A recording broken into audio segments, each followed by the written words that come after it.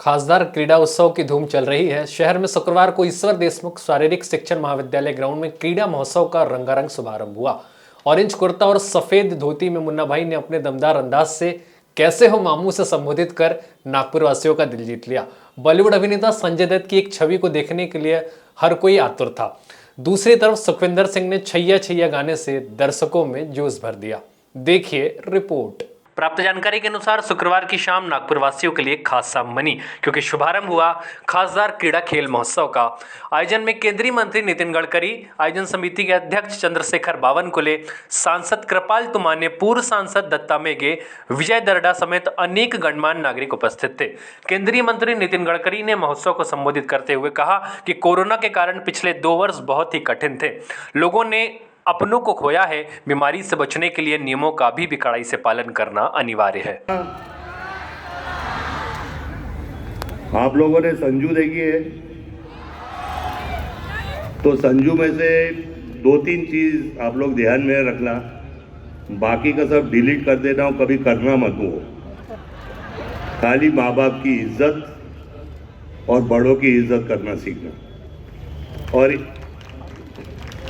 एक रिक्वेस्ट है नागपुर के लोगों से, मैं राजू हिरानी, पता है मुझे यहाँ से है नागपुर से, मैं उसको बोल बोल के थक गया हूँ कि मुन्ना भाई का तीसरा भाग बनाने के लिए आप लोग देखना चाहते हो, तो अभी मैं बोलना थक गया हूँ।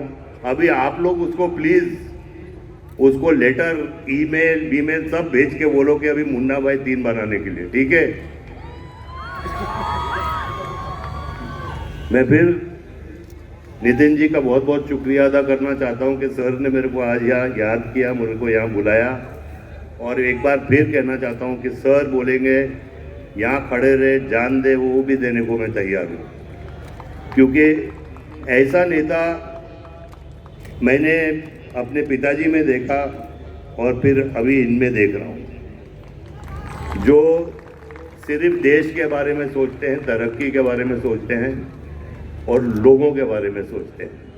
इनसे ज़मीन से जुड़ा हुआ नेता बहुत कम दिखने को मिलता है। तो sir, thank you very much sir. कौन सा आपके लिए ये बुलाना क्या जान हाजिर है। विजय भाई ये मेरे नेताजी हैं और ये फैमिली है और मेरे बड़े भाई हैं। जितने भी बड़े, मैं उनसे आशीर्वाद मांगता हूँ और जितने भी मेरे से छोटे हैं उनको मैं आशीर्वाद देता हूँ। अभी मैं विजय भाई से पूछ रहा था, ये आप लोग भाषण कैसे देते हो यार। हम लोग को डायलॉग लिख के दिया जाता है, हम लोग थोड़ा याद कर लेते हैं। तो बोले कि वो एक्सपीरियंस से आ जाता है संजू। मैंने बोला लेकिन इतना लंबा भाषण कैसे हो सकता है, लेकिन आपको याद कैसे रहता है, क्योंकि हम लोग को तो पैसा मिलता है ना डायलॉग बोलने के लिए। तो बोले वो तू सीख जाएगा। मैंने बोला अरे सीख जाएगा। एक टाइम वो यूपी के इलेक्शन में मेरे को लेके गए, तो मैं अमर सिंह जी को बोला, मैंने बोला सर मेरे को भाषण देने को नहीं आता।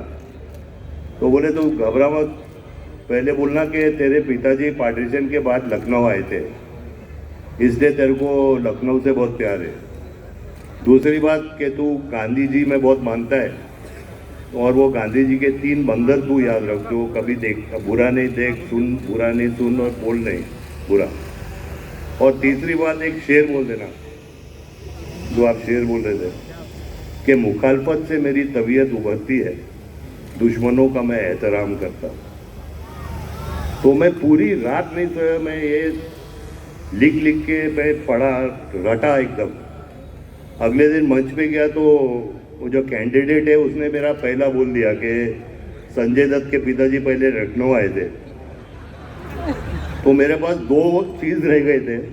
तो मैं अमर सिंह जी को बोला कि सर ये तो बोल दिया मेरा पहला। तो वो उठे, बोले कि 1 मिनट हम बोलेंगे। और उनका भाषण 40 मिनट का चला, लेकिन अंत में बोले कि ये संजय मेरे साथ हवाई जहाज में थे, उनको गांधी जी के 3 बंदर बहुत पसंद है। तो उन्होंने 3 बंदर बोल के वो शेर भी बोल दिया। अभी मेरे पास कुछ रहा नहीं बोलने के लिए, तो मैं बोला सर अभी मैं क्या बोलूँ। अरे बोला जाके डायलॉग बोल दे। तो मैं बोलता हूँ 50 तोला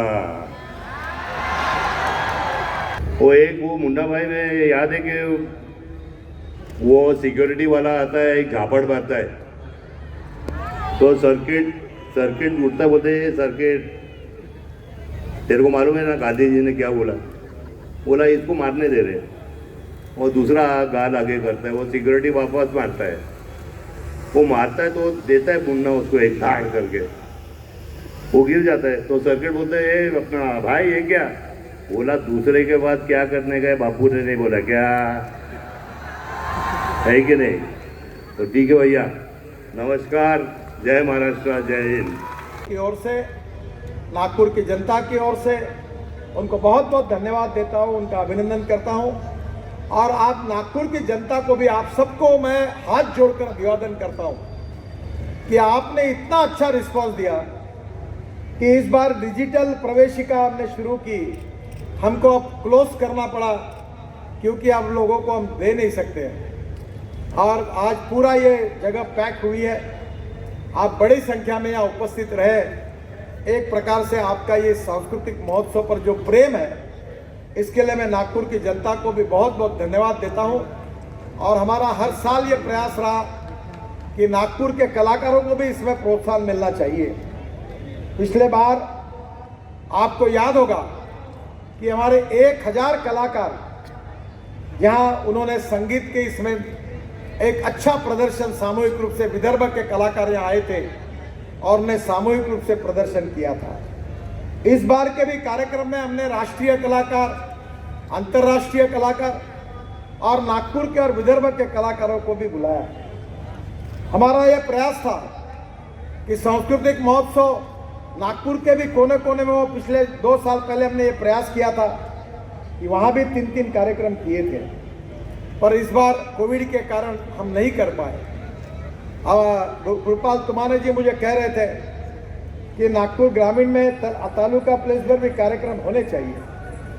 निश्चित रूप से ये सांस्कृतिक जो वारसा है, ये कला, साहित्य, संस्कृति, काव्य लोगों तक पहुंचाना, इतिहास पहुंचाना, इससे ही समाज की निर्मित होने वाली है, भविष्य के नागरिक निर्माण होने वाले हैं। उनको छत्रपति शिवाजी महाराज, विवेकानंद जी, बाबा साहेब अम्बेडकर, भगवान गौतम बुद्ध, प्रभु रामचंद्र, ये सब इतिहास अगर मालूम नहीं होगा तो नई पीढ़ी कहाँ से तैयार होगी। इसी स्टेज पर चाणक्य के ऊपर नाटिका हुई थी मनोज जोशी की।